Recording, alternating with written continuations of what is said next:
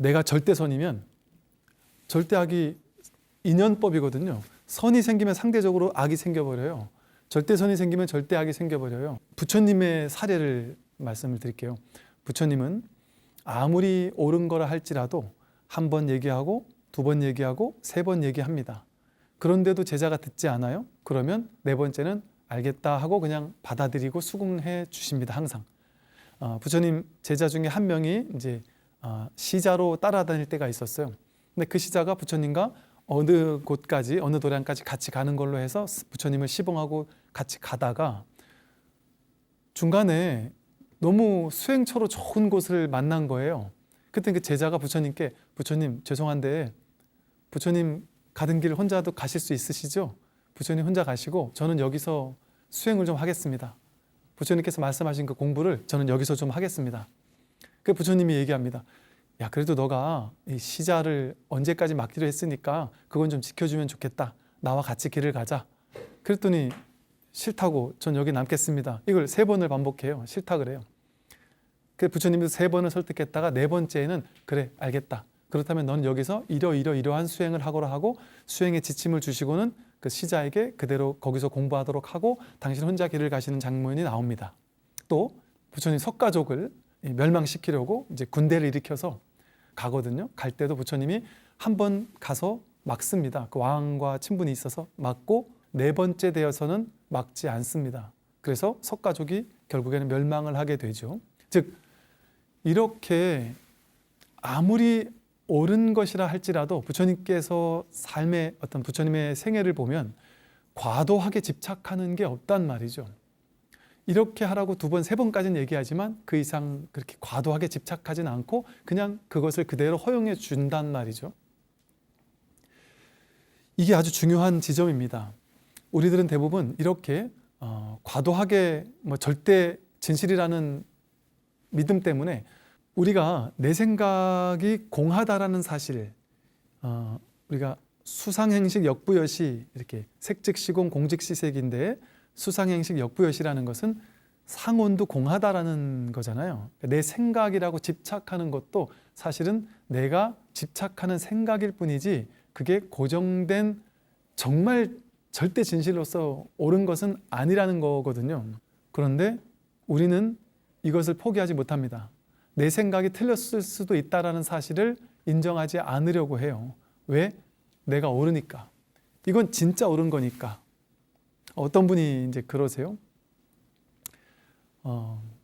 이제 그 집에서 이제 애완동물을 키우는데 나는 그걸 몰랐단 말이죠. 애완동물을 키우려고 하다 보니까 어쩔 수 없이 이게 아내가 무슨 성대 수술도 시키고 이제 중성화 수술 같은 것도 시키고 그래가지고 어느 날 데리고 왔다는 거죠. 근데 그 얘기를 듣고 이 거사님이 너무 충격을 받은 거예요. 당신 어떻게 이렇게 잔인할 수가 있느냐? 아무리 인간이 살기 위해서 동물에게 그런 짓을 할 수가 있느냐? 그걸 동물을 사랑하는 걸 할 수 있느냐? 막 그게 용납이 안 돼서 너무 오랫동안 지금 막 이제 사이가 안 좋아지고 있다고 이제 이렇게 얘기를 하세요. 그 거사님 말 틀린 거 아닙니다. 맞는 말이고 100번 옳죠. 저는 그런 쪽으로 공부를 했기 때문에 잘 알죠. 너무 옳은 말이에요. 근데 지금 일단 벌어졌어요. 이미 그 일이 벌어졌고 그것 때문에 지금 몇 날 며칠을 막 그냥 두 분이 사이가 안 좋게 그렇게 살고 있고 이런단 말이죠. 근데 과연 이미 일어난 사건에 대해서 내가 그걸 쥐어서 이건 절대 옳은데 저 사람은 절대 틀렸기 때문에 그걸 그렇게까지 막 싸워가면서 그럴 필요까지가 굳이 있겠느냐. 내가 이건 절대 옳아라는 그 한 생각을 잠시 내려놓는다면 그 허물에 대해서 내가 인정이 설사 안 된다 할지라도 이 생각도 절대 진실이라는 생각을 잠시 내려놓을 필요는 있을 수 있죠. 예를 들어 물론 이제 이거에 대해서도 이런 얘기를 하면서 제가 조금 걱정스러운 부분은 뭐냐면 이것도 마찬가지예요. 동물을 사랑하는 것에 대해서 이거 중성화 수술을 하면 안 된다는 것에 대해서 절대 진실이라고 막 그냥 이렇게 믿고 있는 사람은 이런 말도 너무 허물이 되는 말처럼 이렇게 느껴질 수도 있을 겁니다. 이제 중요한 사실이 그거예요. 항상 우리가 인생에서 괴로워질 때는 무엇 때문에 괴로워지는가? 자기 생각에 과도하게 취하고 있을 때, 집착하고 있을 때 그때 괴로워질 수밖에 없습니다. 그런데 우리는 애석하게도 인생에서 내가 가야 할 삶의 길을 나는 안다고 생각해요. 난 이렇게 살아야 돼. 나는 저렇게 살아야 돼. 자식들은 이렇게 살아야 돼. 정치는 이렇게 돼야 돼. 대통령은 이렇게 해야 돼. 모든 걸 내가 알고 있다고 생각을 한단 말이죠. 물론 그 생각을 없애야 된다는 말은 아니죠. 이게 불교는 머무는 법 없이 마음을 내라라고 해서 집착하는 법 없이 마음을 내는 종교예요. 이 말은 뭐냐 하면 그 생각을 하지 말라는 게 아니라 다 해도 좋습니다. 옳은 생각, 그른 생각 가지고 있고 또 옳은 생각을 내가 때로는 아까 부처님처럼 3번까지는 예를 들면 이것도 하나의 방편이지만 몇 번까지는 강력하게 주장할 필요도 있어요. 혹은 따뜻하게도 얘기해보고 강력하게도 얘기해보고 추슬러도 보고 자식이 잘못된 게 있으면 얘기도 하고 남편과 아내가 서로 만나서 잘못된 것을 서로 토론하고 얘기하고 당연히 그럴 수 있죠. 정치에 대해서도 무조건 이렇게 한 발 떨어져 있는 게 좋은 게 아닐 수도 있어요. 내가 나서서 할 때는 나서서 하고 정치 참여도 하고 충분히 다 해도 좋습니다. 그러나 나만이 절대 진실이야. 우리 진영의 사람들이 하는 생각만이 절대 옳은 거야. 저 사람들이 하는 생각은 다 어리석음의 소치야. 라고 여기는 것. 그게 정말 진실이냐 하는 것에 물음표를 보낼 수 있어야 합니다. 불교만이 절대 진실이야 라고 믿는 게 불교일까요? 그렇지 않습니다. 불교만이 절대 진실이고 다른 거는 절대 진실이 아니야 라고 하지 않습니다. 그러니까 불교에서는 독각이 있다 그러죠. 독각. 혼자 깨닫는다는 거예요. 불교를 전혀 모르는데 혼자 문득 깨달았던 거예요. 깨닫고 나니까 나중에 보니까 이게 불교였더라. 그런 사람들이 지금 많아지고 있는 것이 제가 좀 놀랍거든요. 불교의 비읍자도 몰랐던 사람인데 자신의 괴로움의 문제를 해결하기 위해서 발버둥 치다가 문득 깨어나는 사람들이 있다는 것이죠. 즉 이처럼 반드시 어떤 특정한 방법을 통해서만 깨닫는다거나 이럴 수 있다거나 그런 것도 하나의 집착일 수 있어요. 불법은 불법이 아니다. 그러므로 불법이다라는 이제 금강경의 말씀처럼 불교를 이것이 불교라고 해서 불교만이 절대 진실이야라고 해서 거기에 집착하고 있다면 그 사람은 그렇게 불법은 이런 거야라고 집착하고 있으면 그거는 불교가 아닙니다. 그런 것이 불교가 아니라는 사실을 자각할 때 그것이 진정한 불교예요. 그러므로 이것이 바로 불법이다 하는 말이 여기서 나온 말이죠.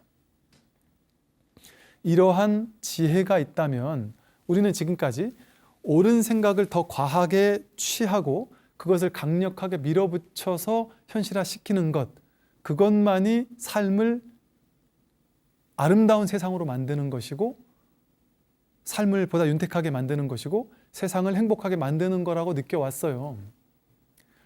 그랬는데 이제 그것이 지혜가 아닐 수도 있겠구나라는 것에 마음을 한번 열어보자는 것이죠. 달라라마 스님께서 나는 모든 전 세계의 사람들이 모두 다 불교를 믿는 것을 원하지 않는다. 다양한 종교가 있는 것이 아름답다고 생각한다. 이렇게 말씀하신 것처럼 보수만 있으면 되겠습니까? 또 진보만 있으면 되겠습니까? 우리 마음 같으면 그렇게만 있으면 다 세상이 행복해질 것 같지만 양변이 다 있는 것을 통해서 세상은 정반합이라고 새롭게 앞으로 한 발 나아갈 수 있는 어떤 진일보한 세계 이런 것들이 발판이 될 수가 있는 것이죠. 그래서 정말 지혜로운 게 무엇이냐, 부처님께서 말씀하신 반야 지혜가 무엇이냐, 그것은요 옳은 것, 그른 것을 나눠놓고 우리 인생에서 가장 옳은 것이 뭔지를 추구하고 찾아서 결국에 가장 옳은 걸 찾은 다음에 그걸 내꼬화시켜서 사람들을 옳게 바꾸는 노력을 하고 틀린 사람들은 막 잘못됐다고 하면서 계도하면서 이 사람들을 늘려나가는 게 지혜가 아니더라는 것이죠. 절대적으로 옳은 것도 없고 절대적으로 틀린 것도 없다라는 사실을 자각하는 것을 통해서 이것을 자각하게 되면 어떤 일이 벌어질까요? 내가 지금까지는 내 생각대로 삶은 이렇게 돼야 되고 나는 이렇게 살아야 되고 저 사람은 이렇게 해야 되고 이 사람들은 나한테 이렇게 해야 돼 하는 정해놓은 생각의 틀이 있었어요. 세상은 이렇게 돼야 돼. 그 틀이 있었어요. 그렇게 안 되면 괴로웠어요. 심지어 어떤 분들은 정치 뉴스 하나 보고 막 괴로워 죽을라래요. 그게 본인에게 뭐 크게 도움을 주거나 이런 것도 아닌데, 또 어떤 사람은 손흥민이 골을 하나 넣은 것 가지고 너무 기뻐하고 또 하나 못 넣은 거 가지고 막 세상 무너지는 것처럼 괴로워하기도 하죠. 근데 응무소주의생기심 하면서 머무는 바 없이 마음을 낼 수 있다면 손흥민 경기를 즐겁고 재밌게 봅니다. 막 박진감 넘치게 봐요. 즐거워해요. 그러나 넣으면 너무 기뻐하죠. 근데 안 넣어도 그만이고 넣으면 좋고, 이런 방식으로 모든 것을 바라볼 수 있다는 것이죠. 정치도 마찬가지고 코로나도 마찬가지예요. 코로나가 왔으니까 이거는 막 해석을 해요. 우리는 코로나에 대한 해석이 우리를 괴롭게 하는 거지 코로나 자체는 그저 있는 그대로일 뿐입니다. 그냥 있는 그대로일 뿐이에요. 사실 그냥 코로나라는 이름, 생각, 해석 떼고 본다면 그게 그렇게까지 막 우리를 괴롭히는 걸까요? 이미 온 것에 대해서 우리가 낙인 찍고 이건 좋은 거야, 나쁜 거야 라고 해서 그건 없어져야 돼 라고 생각하면 그건 코로나를 우리가 제대로 극복할 수 있는 지혜로운 방식이 아닙니다. 어차피 인류 역사 속에는 끊임없이 다양한 어떤 문제들이 있었고요. 또는 그 질병들이 있었고요. 이런 코로나 같은 이런 것들이 늘 있어 왔습니다.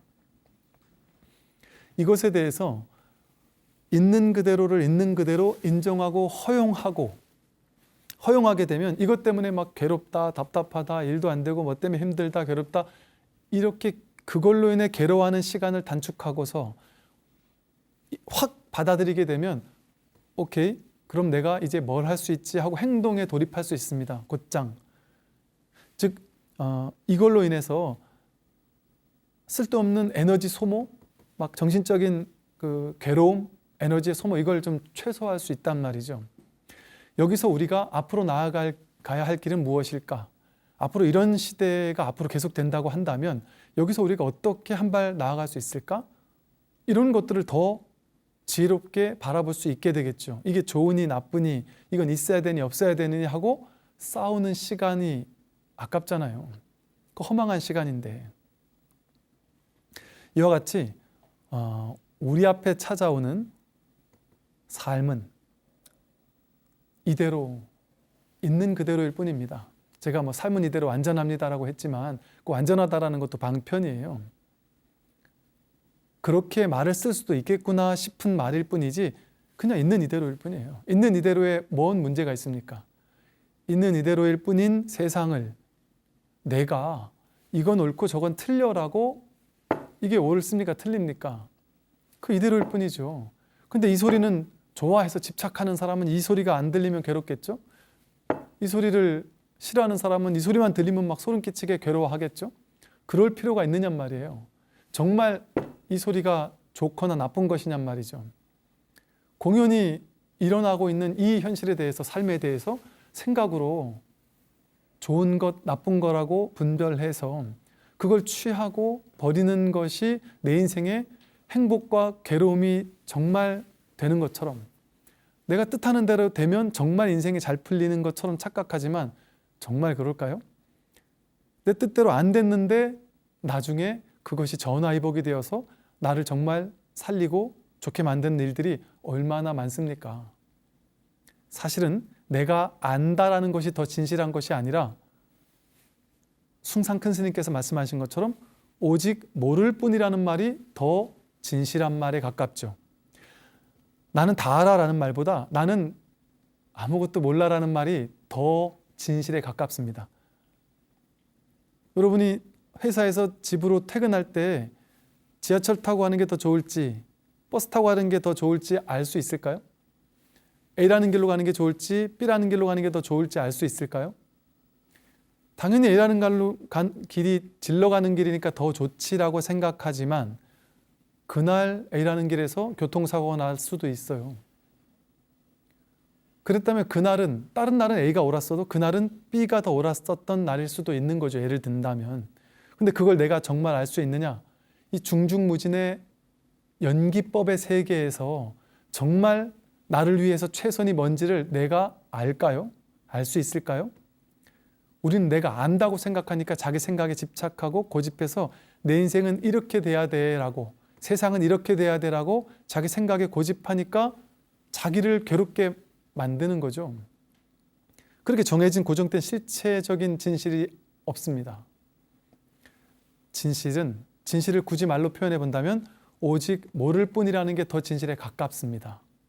오직 모를 뿐이라는 것이 진실이라면 내 생각에 고집할 필요가 당연히 없겠죠.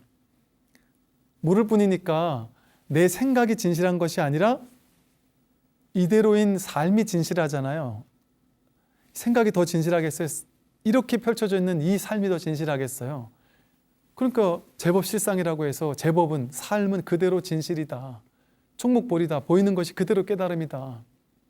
지금 이렇게 일어나고 있는 이 삶이 그대로 진실인데 내가 이건 좋고 저건 나쁘다 해서 취사간택하면 그게 괴로워지죠. 아주 단순하고 심플하죠. 삶의 지혜는 너무 간단합니다. 이대로의 진실을 내 생각을 믿지 말고 내 생각이 더 옳아라고 고집하지 말고 이대로가 더 옳아. 이것이 더 옳아. 삶이라는 진실에 완전히 내맡기는 거예요. 그것이 진실하다라고 나 아상과 애고 아집을 내려놓는 거예요. 그리고 이 법신 부처님께 모든 것을 내맡기고 사는 거죠. 그럼 두려울 게 없습니다. 내가 가는 길 하나하나가 실패가 하나도 없습니다. 완전한 아름다움과 성공만이 내 눈앞에 늘 이렇게 현존해 있다. 목전의 진실이 매 순간 100% 드러나 있다. 그리고 우리는 이 눈앞에 있는 진실을 직면하고 받아들이고 허용하고 이것을 살아주고 경험해주고 이것과 맞닥뜨리고 사는 것, 삶과 마주하는 것, 존재하는 것, 소유하려고 애쓰지 않고 이렇게 존재하는 삶, 그게 바로 명상이고 윗바사나거든요. 네, 오늘 여기까지 말씀을 드리도록 하겠습니다. 네, 수고 많으셨습니다. 수고하십시오.